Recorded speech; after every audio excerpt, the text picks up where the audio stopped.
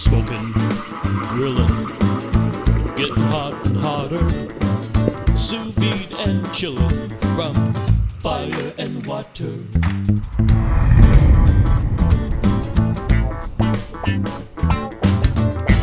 Welcome back to the Fire and Water Cooking Podcast. I'm Darren, I'm your host, and I got another special guest today. I got Chris Goodlander. He is the owner, operator, and grill maker extraordinaire at Loan Star Grillz, Grillz with a Z. Chris, welcome to the program. Thanks for joining me. Why don't you introduce yourself, tell everybody where you're from, what you do, and all that. Yeah, thanks for having us. I appreciate it.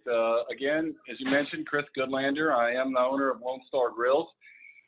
We're in a little town called Willis, Texas. It's just north of Houston, about 40, 50 miles, so basically just a suburb of Houston. We're right on the interstate. If you've ever traveled from Dallas down south to Houston or vice versa, we're right there. You pass right by us every time you go that way. And as you mentioned, we build grills, high-end custom grills, offset smokers. We do some trailer grills. We've got a couple different insulated models that we make. So we touch on just a little bit of everything in the outdoor cooking arena. So we kind of tried to start this podcast, a couple of days ago, and we had bad weather and it just didn't work out. But we started talking about how you guys got into the business of making grills. Now you said that your family had a fabrication business from the get-go, right? When you were young. So it was kind of a natural thing for you to walk into it, correct? It wasn't actually a family business. I picked up welding in high school in ag shop and kind of liked it and enjoyed doing it, enjoyed working with my hands, building things. Went to college though, because that's what I was supposed to do, and ended up starting a little business on the side doing fab work. And my business potential exceeded my college potential pretty quick, and dropped out of school and started the fab business in '99, I believe it was official, and been doing metal fab ever since. So what did you start making? You weren't making grills back then, so what were you making? No, we weren't. We first thing we started out doing was livestock equipment, like people to go to shows and things like that. That was sort of a natural progression from my time in FFA and ag. So we built that business and shipped stuff all over the country. That sort of transitioned into doing some ornamental work. We did high-end ornamental, stairs, rails, automatic gates, things like that. And Loan Star Grillz was actually built as a side business. We started in like '07, I think. We'd always built grills. It's always been a passion of mine, cooking. So we'd have a buddy come in and want to build a grill, or I'd build one for myself, or, we'd sell one here or there on Craigslist, just kind of on the side. And kind of started out as a side business, like I say, and took off real quick. It was a natural progression of things. Loved welding, loved metal fab, but didn't necessarily love the stuff that we did. And then when I kind of put two and two together, my love of cooking and grilling and being outdoors, it just really took off pretty quick. So is that all you guys do now, is just build custom grills? Is that it? That's it. I couldn't hardly weld two broken pieces of whatever you have to bring in to me if I had to. That's all we do. Yep. Now, you don't do a lot. I don't see, Lone Star Grillz like plastered everywhere. I do see it on the internet. I do see a lot of my friends that are have YouTube channels and stuff using your grills. And, I know they're high quality, but I don't see you, marketing, doing a lot of classical type marketing. So where does most of your business come from? Does it come from word of mouth? Does it come from people who just see your stuff on these YouTube channels, or people talking? I'd say it's probably all of the above. We're an online business, but we also have a storefront. You can walk in. So we get a lot of traffic from people that drive by us and see us on the road. We get a ton of business from people on internet forums, chat rooms, and then the YouTube. That's just huge. People on YouTube watching videos, and that's really big here lately. Is I guess word of mouth, new age word of mouth, basically, is what it is. And most of those are not locals. So, you know, you're not relying on just a local guy. Like you said, you do sell some people driving by, but you probably couldn't survive doing just that. So what's the percentage of the people that are buying them from out of state or, you know, far away from you? I don't know the exact numbers, and it's a good business. You could survive with the foot traffic, but it wouldn't be what it is now. If I had to just throw a dart on the wall, it's probably 60% we ship out, 70% that we ship out, and then the others are pickups. Whether that be local, whether it be just right up the road. It's funny. It's a strange thing. You know, a car pulls up in the parking lot, and your first inclination is the guy's local. But I can't tell you how many times, you know, you start talking and he just hopped off a plane, rented a car, and, you know, drove in because he wanted to see the product in person before making this large purchase. So, you know, it's a mixed bag. Yeah. When somebody's, you know, looking at a custom smoker or something, or the quality of grills and smokers that you make, it's not something that, you know, it's not something you see at Home Depot or Lowe's or anything like that. So it's more of an investment. They're looking for something that's going to last a long time, you know, and if they're going to spend that kind of money, they want to make sure that, you know, they can see it and touch it first. And, you know, since there's no storefront that local that they can go to and look at it, I'm sure you get people that come by, you know, or, you know, somebody lives 4 or 5 hours away, doesn't want to pay for shipping and can drive and, you know, do an overnighter or something to come pick it up. I'm sure you get a lot of that as well. We do. It's funny. There's people that'll drive 1,000 miles to save on shipping, and it really ends up being a wash. But in the end, that's fine by us. I mean, nobody's going to take care of your product better than you will. So if you want to drive from Seattle to pick it up, I'm happy to load it on your truck and send you on your way. I think it'll got a better chance of getting there in perfect condition than if we have to ship it. So that's fine by us. And you know, you said it's not Home Depot quality, and you're right. It's not even comparable to Home Depot quality. But a lot of our customers, they start out with the Home Depot quality, and they get the bug. They realize that they like cooking, grilling, smoking, being outdoors, spending time with family. That's the bulk of our customers, somebody that realizes they enjoy it and just kind of wants to step up their game.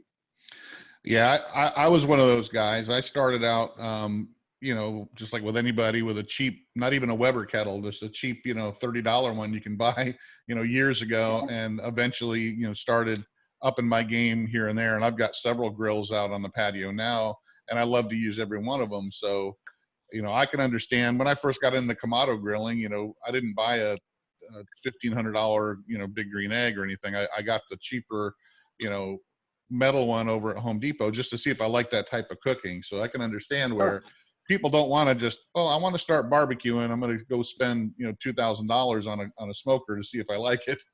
You know, they start smaller, they start cheap, and then they figure out if they want it or not, and then they move on to the next one. So yeah.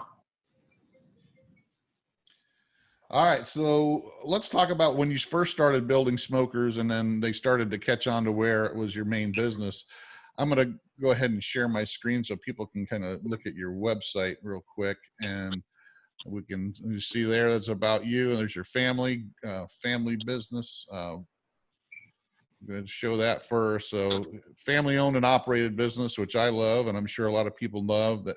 You know, it's not some big corporation importing stuff from China, you know, with you know, really loose quality control. I know for a fact that your grills, I know a lot of people that have your grills, and not one of them has complained at all about the quality and all that. But just the type of grills that you carry now from when you first started, what did you start out with? Was it a basic offset smoker? Is that what it was? Or, you know, there was a offset smoker. You know, some of the lineup hasn't changed in terms of size and, you know, the styles. The insulated smokers came a little bit later on. So we started out with the offsets, you know, 1 or 2 basic trailer models, and we've kind of expanded from there. You know, you're kind of scrolling down towards the cabinet models, which have been just wildly popular. And so that's a little bit newer. in the last couple of years, and then some of our 20 inches that we have come up with since then. But in general, we still carry a lot of the same ones that we started out with: 24 by 48, 24 by 60, 24 by 36 is probably our all-time best seller. And then, a couple of years after that, we did the insulated smokers. Started out with the large. A lot of people said that was too big, so we came out with the mini. Still too big for some people, so then we introduced the Pee-wee. But, in general, a lot of it's just been adding some different variations in sizes and some of the different options that we have. We've kind of elaborated on some of the options we have to customize them and personalize them and things like that. Yeah, I think the most popular one I see out there are the your 20-inch offsets, and then I know, like with Greg Mervich, he's got the vertical smoker and he loves that. But a lot of people I see have those, the 20-inch offsets, and I think those are perfect for somebody that's has it on their patio, that he's not in competitions or something, but not that you're saying you couldn't use it in competition. It's just that, for somebody who's just going to use it from home. And I like the vertical design of the verticals ones, but I tell you what, the one that I really take a fancy for is the 24 by 48 adjustable charcoal grill and smoker, because to me, that has so many options built into it that it competes with the Kamado type grills for the versatility that I watched some of your videos on that, and it's got a lot of versatility in that thing. That particular one has been, call it a passion of mine. That's the one that's sort of always been at my house. Now this is running on, I think, the third version of this. We've improved it over the years to where now it used to be just an adjustable grill, and then we redesigned the lid so that it seals, and that we double wall the bottom so it's a little bit more fuel efficient, so it can be a smoker and a grill. That's been something that, like I say, is truly a passion of mine, and it kind of fits my own personal cooking, where I do a lot of grilling, and some smoking occasionally. And you're right, it's so versatile. As you mentioned, we did a couple of those videos to demonstrate, of course it's a grill. We can do high temp grilling, we can do indirect grilling, but with that charcoal basket, you can also get just ridiculously long burn time. So, set it and forget it and do a pork butt or a brisket for, 12, 15 hours and not have to sit there and babysit it. And that's been a real popular one, especially since we redesigned it here with the new lid, and been real popular. Yeah, because I like grills that can do more than one thing. I'm not a fan of one hit wonders, which a lot of times the offset is. I mean, it does what it does really well. It smokes stuff and can do it really well, and it's probably the best way to smoke meat is on an offset. You can't really complain about it. But like you said, if you want to grill, now your offsets do have the capability, because you got a decent sized firebox, and you design it to where it does have the ability to grill on that firebox. And that's one of the things too I like about your offsets, is you have that little griddle area in the firebox that they can use. I want to see if I can find a picture of it on here. But I mean, it's not very big, but definitely you can use that as a grill and as well. But I like I said, the one we were talking about, your adjustable charcoal grill. I really like the way, because I do a lot of I mix barbecue and sous vide, and I do a lot of grilling and searing. So with the adjustability of that charcoal grill, it fits more of my type of cooking. Like you said, it fits your style. It fits my style of cooking, because I do like to smoke every once in a while, and I do like to grill and sear. But that thing, to me, it looks like it does just about anything I would want it to do, and just have one unit. So a lot of people can't afford to buy multiple grills or have multiple options out there. So they're looking for something that can do a lot more than just one or two things. Yeah, you're absolutely right. And on the offset smokers, we tried to make it as versatile as possible. It can grill. It is an amazing smoker if you're looking for a stick burner. We even have an insert. You mentioned that the firebox is only so big, and it's great for a couple big ribeyes. But we also have an insert that you can grill in the main chamber. That being said, it's like tools. It's like a mechanic's tool set. He doesn't whip out that little multi-tool and change your oil. He's got a tool for everything. And the smokers are somewhat like that, especially the offset or the insulated smoker. The insulated smoker, it is literally the easiest smoker there is. Set it and forget it. Stick burner flavor quality on it. But it's just a smoker. That's all it is. You're not going to grill on it or anything else. Now, when it comes to that adjustable grill and smoker, it's as close as I think I've ever seen or built myself of a Swiss Army knife, where it does everything and it all does it really well. Some of the limitations on smoking is that you're smoking inside the cooking chamber, so you kind of limit yourself on the size. But you can use it as a stick burner. You can use it as a set it and forget it, and you can double it up and use it as a 2-zone grill or raise and lower it. It's just that reverse sear. It just really, really rounds out all those different things and rounds them out really well. Now, it's also go back into your website here, and you also have the custom trailer pits for most people who use these for competitions or catering, or they have their own roadside stand or what have you, restaurants. When did you get into that business, and how lucrative or how much of your business is those? It's definitely a decent part of our business. We're doing one or more trailers a week. So in comparison to the smokers that we do, which is 20 or 30 a week, maybe even more, it doesn't compare in quantity. Now, dollar values, the trailers start to add up really quick. The base models that you're looking at there come with everything you need, but then you can really start to deck them out with additional grills on the back and storage and all kinds of personal things to fit each individual need, whether it is competition or roadside barbecue or, just a guy looking to take it to the lake for the family reunion. Those trailers I can't remember a time where we didn't offer a trailer. Some of the first ones we would build were trailer pits, and it's evolved over the years to now we're a licensed manufacturer.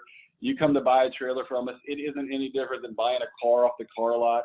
You leave with temporary tags. We send you the tags in the mail. We register it. It's no different than that. So a very seamless process. And we've got something for almost everybody, whether it be just the simple plain Jane one or, deck it out for your company with all your logos and personalize it. And, just to each individual, we're able to do that. And that's another thing I really love about your grills is you have the ability to customize them, even if it's like this 20 by 30, your basic offset, the smaller one.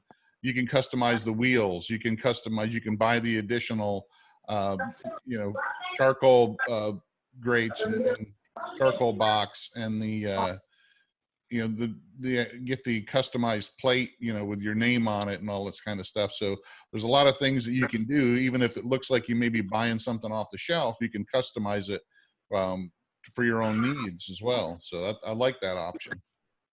Well, we may not be everything to everybody, but we're going to cover about 95 to 97% of the people's needs. And we sell all the smokers and grills with everything they need out of the box. Now, there's a lot of options that are a la carte, whether it be handles or different tables or what it may be. And I catch a little flack sometimes. Some people say, well, why don't you just include this or include that? Well, quite frankly, if you add everything to it, it doesn't apply to everybody. So we try and let everybody personalize it to their needs. Whether you need nothing and, out of the box, the way it is base model works for you, great. Or whether you want every bell and whistle and, custom wheels or whatever the case may be. We've got something for just about everybody. Yeah. I mean, there's always going to be, some kind of, add-on or upgrade, as long as your grill can be used. I mean, that's what I'm a big fan of, the Kamado Joe ceramic grills. I looked at the big green eggs, and they don't usually, you have to buy the cart separate. You got to buy the shelves separate. You know, with Kamado Joe, everything comes with it, but they also have different add-ons that you can buy Right. for the accessories. So, but you know, you can buy a Kamado Joe right out of the box and use it, and it has a lot of things already built into it, which is like your grills. You can use it out of the box. But if you want an upgraded charcoal box, or you want upgraded this, or you know, different wheels, you can customize it. But it's not something to where you go, oh man, that should, you know, I don't see anything on here that you should automatically include because somebody wants it. You know. Yeah. But, you know, I mean, that's one of the things I really like about products, that, you know, I can use it out of the box, or hey, there's options for me to get something, you know, a little bit better or a little bit different that might fit my needs. Right. All right. So Well, there's enough. Go ahead. I was going to say there's enough options on here where sometimes, you know, we may have 20 or 30 of them out there ready to be picked up or be painted, and you know, not one of them is alike. You know, there might be 10 of the 20-inch ones out there, but every single one of them is slightly different because each owner's got his own needs. And you know, circling back to what we talked about the first time or earlier on, you know, they've already bought the cheap one, and they already know that, hey, I need probe ports here, or I could use a table here, or whatever the case may be. So that's the nice thing about being able to do that for each individual one.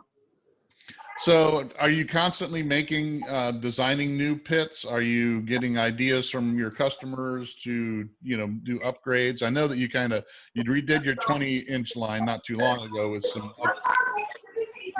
changes. So I mean, are you constantly looking for ways you can fix it up or change it or add new product line?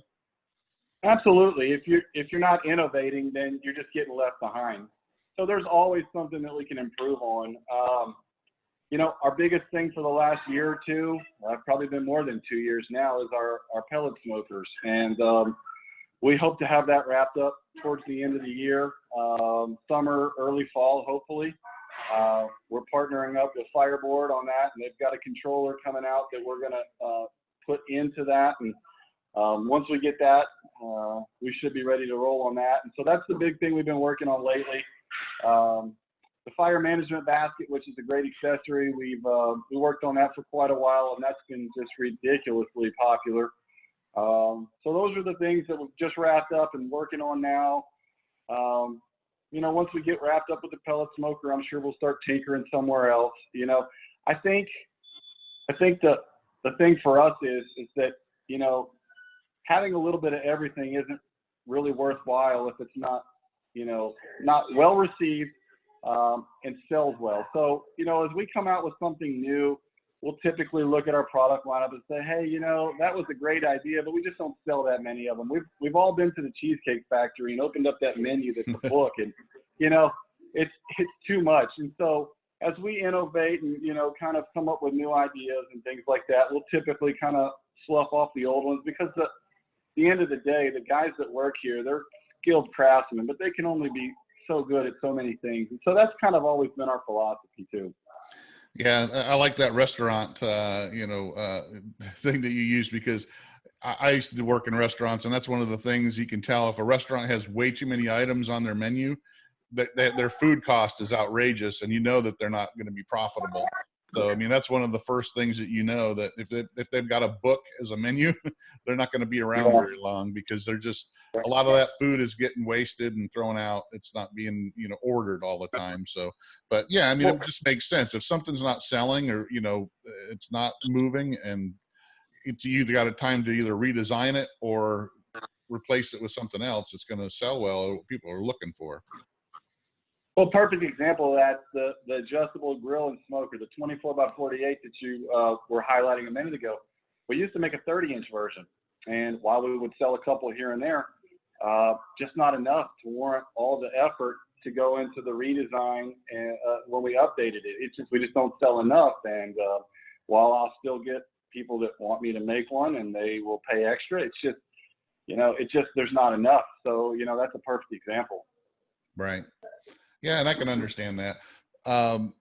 Let's talk about how you started designing your pits and how that may have changed over the years. I noticed that you don't have any reverse flow pits, and I noticed that all your stacks are at the grate level. And that's one of the things I think that a lot of people have gone to over the years, because most of the times you always got the Langs people saying, oh, reverse flow is the best, and stacks being in different spots on the smoker, and people not understanding how much of a difference it makes to where the stack is. Over the years, how have you adjusted or researched and changed the way you design your pits overall? Well, I mean, first I'll say that this whole reverse flow thing can be a little bit like talking about religion. So I know that, it's either one way or the other. There's people that will push a Ford off the car lot brand new, and they'll never buy anything other than a Ford. So, I'll start by saying that.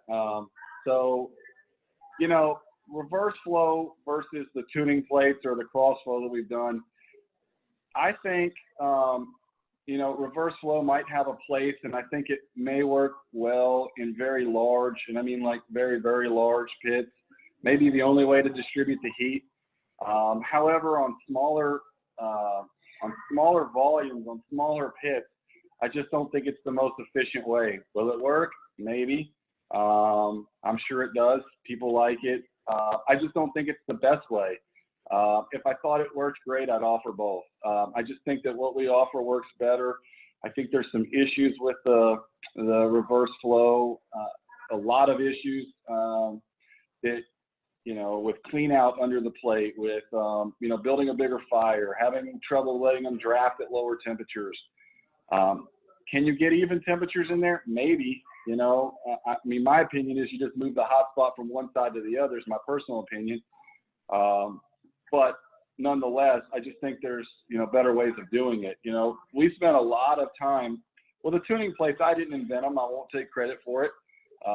When I first started the barbecue pits and designing them, I felt like after testing both, I just felt that the tuning plates offered you the most versatility. I can get even temps, I can pull them out, and I can get uneven temps. If I want a hot spot, I can do it. If I don't, I've got the plates to even it out. And I have no issues with drafting at any temperatures. When we redesigned our 20-inch smokers, the big problem with the 20-inch cylindrical pipe smokers was that, it's just such a small volume that you have so little room for error in terms of temperature. You make one little adjustment, the temperature shoots up or it shoots down. And that is aside from the fact that the 20-inch pipes didn't give you much room front to back. So you're always putting brisket and ribs sideways instead of front to back. So when we went to redesign that and came up with the crossflow technology,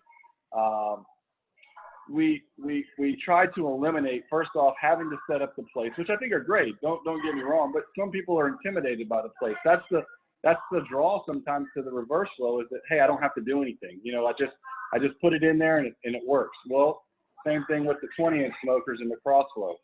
The way we designed the baffles, it works. You can put food right next to the firebox or on the stack end, and it's going to circulate around there without having to make any adjustments. But we also have increased the volume to give us more room for error, so we don't have those temperature spikes. You talked about so many people having those and being really popular. They're just insanely popular because they're so much easier to use than what the old school smaller pipe smokers were. That entry level, that old country, that Lifetime, that small 16, 18-inch, 20-inch pipe smoker, I mean, if you don't figure it out real quick, you get frustrated and then you're gone. You're back to the pellet smokers, and it shouldn't be that way. Some people it may not be for everybody. Building the fire and tending the fire, that may not be everybody's cup of tea. But if you're frustrated because you can't control the temperature and you can't regulate it, then that's a whole nother thing. And so what we've done by designing ours, we've tried to eliminate that. That's what our goal is to make it more user-friendly. Yeah, definitely. And I can understand that, because that is one of the biggest complaints of people when they buy the Oklahoma Joes or the old countries or, stuff like that. When they buy them, they're buying them, that's the cheapest, offset they can get for their budget, but they spend half their time trying to mod them to where they can control the temperature. They're buying gaskets and, trying to seal it up here and there. And, putting clips on them, trying to keep the door locked down so there's no air, coming in. And they spend a lot of time, like you said, trying to keep that pit at the temp, and they give up a lot of times. And there's just, I'll see them on, Craigslist or, Facebook Marketplace. And somebody had it for, 3 or 4 months and just gave up and said, here, barely used, come get it, kind of thing. And then they went and bought a pellet grill and stuff. So I really like like I said, the design of yours. I've watched a lot of my friends buy these and use them on YouTube. And watched plenty of your videos, just how you design them and all that as well. So, I mean, they're made for somebody, whether you're a master pit master or somebody who's just a weekend trying to figure it out. Somebody could use your pits and control it very well without the frustration level. So, well, that's the big thing. And you're right. The frustration level is the key. And you hit it. They work equally well, whether you're going out to a competition, you run a restaurant, food truck, or you're just a weekend warrior. And the frustration level, if it's something you enjoy and it's easy to use, then you're going to use it more often. And so that's really what we're focused on. We want to make it as easy as possible to use, maintain. I want to give you all the tools that I can give you to maintain it properly, use it properly, and enjoy it, because that's the key. I didn't sell you something to be a paperweight or, to be frustrating and throw on Craigslist and just move on down the road. I hope you enjoy it, and, it's easy to use. And that's the other thing. We're here for you. We're not here for you until it ships out. We're here for you before, during, and after the sale. We want to be as easy as possible and be here for you to help you and get you over that learning curve, because there is always a learning curve, and we want to make it as painless as possible. Yeah, I mean, not to say that offsets are ever going to be easy, but if they're designed well and they're higher quality, they're going to be a lot easier to use than something that's not. That's for sure. That's got thinner metal, lots of leaks. They're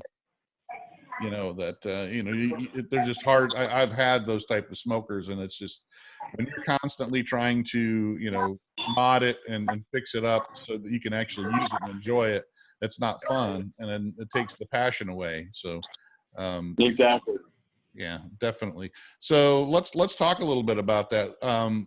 Did you start out making these, as bomb proof as you have now, with the really thick 1/4 inch, steel and all that? I mean, how were you doing start? I think when I first started and decided that it was more than just a hobby that we were going to kind of do on the side, it was a lot of research. It was, who's the best, what do they do, and how can I be better? That's all it is. It's as simple as that. I know I can be better, because what we were doing prior to that was just really high quality, high-end homes, high-end ornamental. And so when I'm looking at the competition, it's like, well, we can build a better looking product, and now how do we make it function better as well? Because there's a lot of people out there that have been building these for longer than we have. So we certainly didn't invent, like I say, the tuning plates or the barrel smoker. That came on way before us. But how can we make it better? That's what we've always been about, improve on it. And we've always, I've never taken down any of my old YouTube videos. They're still up. You can go back and kind of look at where we started and see the evolution. There's always an improvement. And like I said before, if you're not innovating, if you're not improving, then you just become stagnant and you get passed on by. So we're always, trying to innovate and come up with a better way of doing it. Well, and I love that attitude, because I associate myself with companies that think that way. Like I said, with Kamado Joe, they're always innovating. They're trying new things. They're trying to improve their product. Even with Camp Chef, they have pellet grills, but they're always innovating and changing and making things better and taking feedback from their customers and people that buy their stuff. And then, in your position, people are spending a lot of money on these, and if you're not showing the same passion, if you have the same smoker that, for the for 20 years and not change it and to say it's perfect, we made it, you know, this way and that's it and we're never going to change it. I mean, that to me, that's like, you know, that's crazy, because there's always something you can do to make it better. And if you're not looking that way, your product's going to sit there and die and rot when somebody else is going to start innovating, you know, around you and steal your business away. But I really love that attitude of how can we make it better? How can we make this the best, you know, especially in you guys' price range, you know, not to say that, you know, you're competing with, you know, the lower price stuff, but your prices are very competitive compared to what, you know, the Langs are selling for, or other custom pits out there that may not be as good. Or, you know, I mean, with, you know, Aaron Franklin's now, you know, starting to sell his pits, and I look at that compared to yours, and I don't think it looks anywhere near as, you know, good as some of the pits that you have. You know, he's got his name, of course, it's going to make him, you know, his price go up, but it actually, you know, I don't think his looks anywhere near as good as some of the stuff that you guys have. So, well, without saying anybody specifically, I think we got as good a product as is out there at the best price point. And, you know, I don't know if it's hurt us or helped us. I get on a weekly basis, people want to have our product in their store, and it's not possible. We have a nice margin that we can operate on, but I can't sell it twice, and it's just not enough in it. The second part of what I said a minute ago was, how can I make it better than them? But it was also, how can I make it reasonably priced and still, you know, make a living? And that's what we did. We set our margin at a set amount, and it's never changed. Now, the price of steel has gone up and labor has gone up, but my margin has never changed. But I can't sell it twice. I can't sell it to other retailers, and I don't know if that's good or bad. I do enjoy being able to deal directly with every customer. If there's a problem, you can get a hold of me. I don't have to worry about some owner of a barbecue store, you know, halfway across the country who has a bad attitude and doesn't want to take care of my customers. I can take care of them directly and not have to worry about that. Are there fewer eyes on my product? You know, you initially said that, marketing it traditionally, you know, that's one of the old traditional marketing. You know, I wholesale it and it goes to places all over the country, and walk-in customers can come and see it, touch it, feel it. We don't have that, and we just haven't had that ability. And so, you know, as many people haven't seen our product as would have had we done that, but that has also helped keep our price and cost down too. And I think that's important. You know, I said it on my website, and I believe it. You know, I think we have a fair price product that allows just about anybody to own one of our smokers. And I take pride in that, you know. Do I make as much on each unit as some of the others? No, but you know, I hope I can make up for it in a better product and maybe sell more of them down the road. Well, and you keep the integrity of your product when you don't have a, you know, a dealer network or wholesalers, you know, having to wholesale it out there, because normally what happens is you got to look to cut corners to get that margin up, to be able to, you know, have that, you know, wholesale price to sell to a dealer network or what have you. And then you start cutting corners, and then, or you price yourself out of the market. So I think you're doing it the smart way. I don't think you need to have dealers all over the country, you know, cutting into, making it to where, you know, because then you guys make these there. So you get the volume factor too, is, you know, all of a sudden you got 20 dealers around the country and they start selling, you know, 10 or 15 or 20 of these a month. You know, you're not going to be able to keep up with the volume, or you're going to have to start cutting corners, you know, to do that. So I think, well, go ahead. You know, without going into a long story of what we did in the past, some of my other businesses in fabrication, we did some wholesaling, and, you know, you learn real quickly everything you just said. And so, no, we enjoy being able to deal directly with the customer. We love it when the customer comes to our shop and say, hey, you know, this is where it's made. It starts right here. It starts right here as raw material, and you can watch it go around as the guys do different things and different guys do different products. And we take a lot of pride in that. And, yeah, you know, I'm not saying never, but, you know, when you compare the prices and you said the prices versus others, that's it right there in a nutshell. We we mark it up once, and we like to deal directly with each individual person. And that way, if there's ever an issue, we'll be happy to take care of it directly, and take a lot of pride in our customer service and the ability to keep customers happy. Now, how many grills can you actually put out a month in your current situation, if you had to? I think last year we did about 1,200 smokers, and this year we're on track. I know there's been a lot going on in the last couple months, but we're on track to do better than that this year. That's awesome. And now, are you constantly working? You constantly got stuff going, or I mean, is that you don't have time to sit down and take a break, or? Saturday and Sundays. Well, that's good. I mean, I know that you closed and you were closed Memorial Day, which is great as well. But I mean, it's great that you're able to produce this great product, and it's not overburdening you. So that's a great thing. How many do you say that you average per month? I mean, is every month about the same, or do you have some months like the summer months where more people buying grills, like Memorial Day, Father's Day, or? Spring is busier with orders. Because they're built to order, there's a backlog. So what ends up happening is the backlog either extends or it shrinks. So out in the production area, it kind of stays the same. They don't see a difference as much. There's not guys that work, 60 hours a week in the spring, and then in the winter, they're not doing anything. I mean, because of the lag times and because of the lead times, and that sort of is elastic, and that they don't really ever see that. They're always getting work orders sent to them, and what ends up changing is the wait time for the customer. So I can't order one right now that's pre-made and ready to go, or do you have some that are, standard models that you kind of just can, put some extra wheels on or something, or is everything made custom? Almost everything is almost always made to order. There's too many variations. Even the standard ones.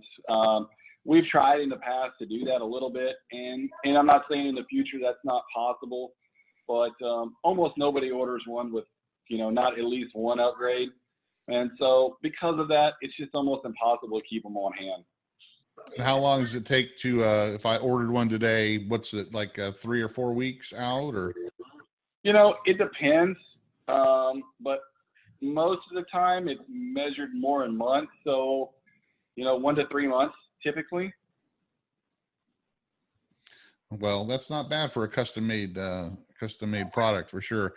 When you first started, did you first start making them out of like propane tanks, like some I've seen, like even with Aaron Franklin, he makes them out of big propane tanks, or have you always made them yourself? Yeah, we've always used pipe or plate, always used new material. I know that there's a lot of barbecue pits made out of propane tanks, and I know some people swear by it. I've just always had this thing, I think a lot of people think of propane as a gas, but it's actually a liquid when it's in that tank. And I just have a hard time putting any food in something that's had something similar to gasoline sloshing around in it.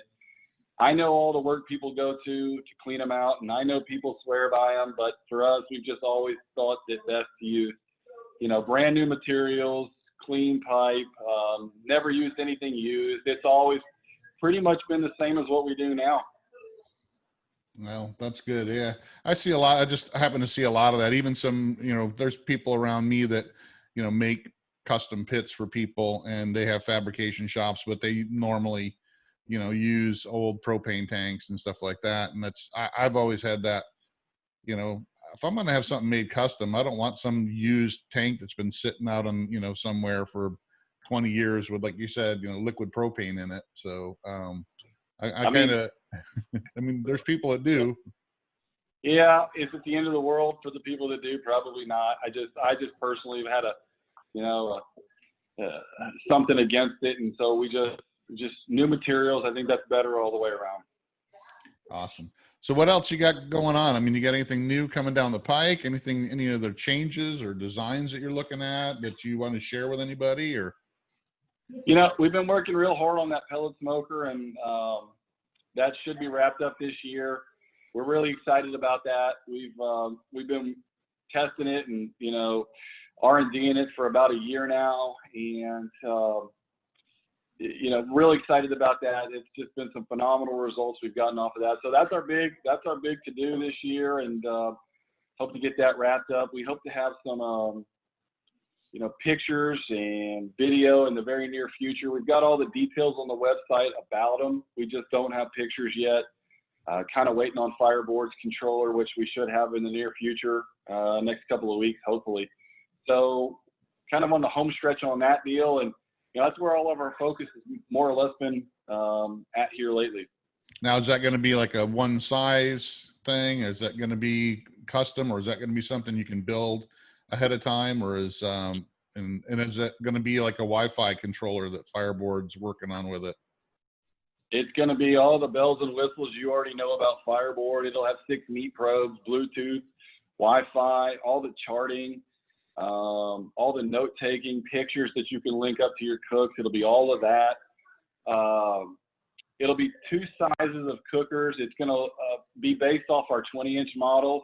So there'll be a 20 by 36, a 20 by 42 to start with.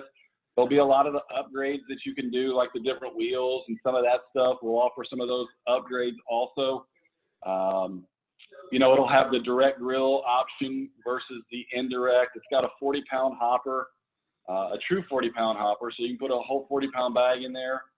What else are we doing? We got pellet dump. We got clean out from the outside for the fire pot, hot air ceramic ignition.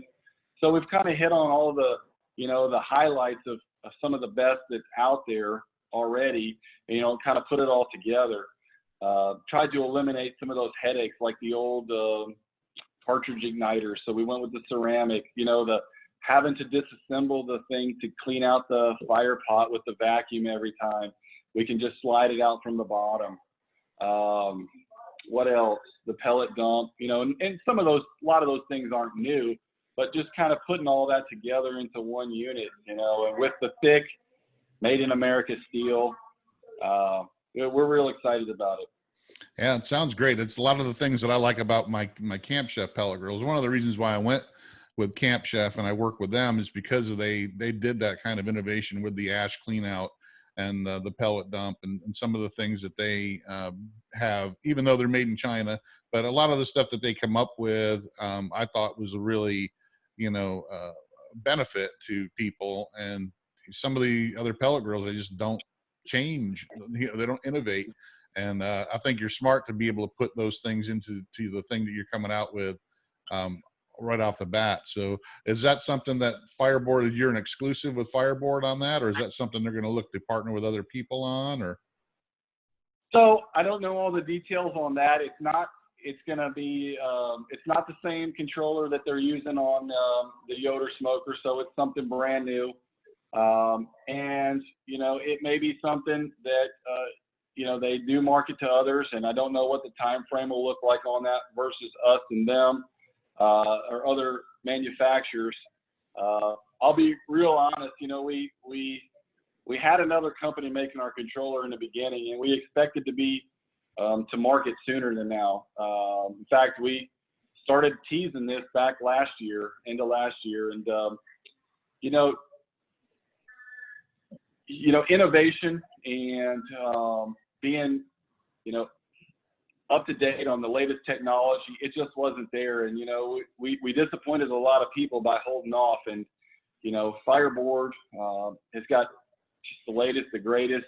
If you own one or you know anything about them, I'm sure you know all about them. I don't know if you own one, but just how easy it is to sync up to your phone, and the technology is cutting edge. And they've got the best algorithms out there out of all the ones I've ever tested, temperature controllers. So we've had to push it back, and we're a little disappointed about that. But in the end, we're just really excited about the finished product they're gonna partner up with an American-made company, and they make all their they make all their product right there in their facility there. They print their own circuit boards. So, you know, aside from a few pieces, and I'll do my best to weed those out, but, you know, unfortunately, there's a few parts and pieces, extension cords, things like that we may not get to be made here, but we're making the feeder hopper here. The controller will be made here.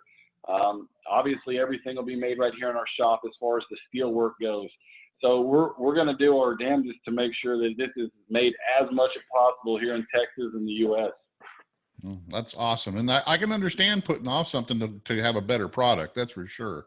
I mean, you don't want, I've seen too many companies, even with Kamado Joe, they threw their iCommand, you know, controller out there right off the bat, and they took a hit because it wasn't good at all. And you know, it took them another 2 years before they came out with something that's actually worth actually selling. And but they lost a lot of their you know, customers. I mean, people still buy Kamado Joes, but a lot of people that bought those iCommands really had a bad taste in their mouth, kind of like what Weber did with their pellet grill. I mean, you know, I like Weber. Weber's a great company, but I think they hurt themselves when they released that pellet grill way too early, and I had a lot of issues, and they tried to cover them up. So I think it's better to wait sometimes and come out with something that's going to be a really, really great product. So, well, it's a funny thing because we've had everything dialed in the way we want it, and the one part that's out of our control, you know, is the part we've been waiting on, and other company just overpromised and underdelivered. And so, you know, in the end, it was on purpose, I think. And, you know, Fireboard's been awesome to us. We've sold Fireboard products for years and loved them, loved partnering up with them. So we're just couldn't be more excited about it, you know, and waiting a little bit. You know, we got people every day wanting to put down a deposit, and, you know, it's hard not to take the money and put it in a waiting list, but we figured, you know what, we've waited this long, we'll continue to wait. And, you know, I think you asked, will they be in stock? Will it be a build to order? You know, it's probably going to be a build to order. I don't know if we'll build a bunch of them and sell them out real quick and then start taking orders, or what exactly that'll look like. More than likely, it'll be a lot like our smokers. We'll probably build them to order, and, you know, that way we can personalize them. But, you know, that part remains to be seen, but, you know, that's kind of where we're at with it. Well, that's great, because at least that quality is number one. It's key in taking care of your customers. So you definitely don't want to rush something. You don't want to overpromise and underdeliver, like you said, like that other company did with you. But yeah. Well, I want to thank you for being on, Chris. I mean, it's been you know, great. I'm really glad I got to learn a little bit more about Loan Star Grillz and how you started out and all that. Like I said, I'm very I've seen a lot of my friends, you know, have your grills and, you know, bought your grills and use your grills and just absolutely love them. So I'm always, you know, excited to have somebody on here that can tell me about their company and how they work. But make sure you guys check out Loan Star Grillz with a Z website. Also check out their Facebook page and all that. And thanks again, Chris. Anything else you want to add before we wrap this up? I think that's just about it. I appreciate you having me on, and be happy to come back on anytime, and really enjoyed it. And you can only get Loan Star Grillz on their website, correct? There's no other way to order them. You can call us. You can order it online, whatever works best for you. But, or drive right up. That's right. Now, how many, do you have like one of every one of your products in your showroom, or is it just like, I know you don't have all sizes, but you have like one of your 20 inches and one of your cabinet smokers and all that? I have almost every size. I have all the 20s. I've got all the insulated, the cabinets, the verticals, all the offsets. The only one I don't have in the showroom is the big 30 by 72, and I don't have trailer pits in the showroom. But all the other ones, we've got all the sizes, all the different options are displayed somewhere, somehow on one or another of the pits. So yeah, pretty much all of them. Yeah, and you also got a lot of YouTube videos as well, showing people doing walkarounds. That's one of the things I like about your website and your YouTube channel, is that you do a complete walkaround with these, and you show people, you know, the thickness of the metal and how you can adjust the grates and everything. So you do a really good job of, you know, showcasing your product, which I really like. I like people to do that. So. But thanks again for being on, and I really appreciate it. And hopefully we can have you on again soon. You got it. Thanks again. All righty.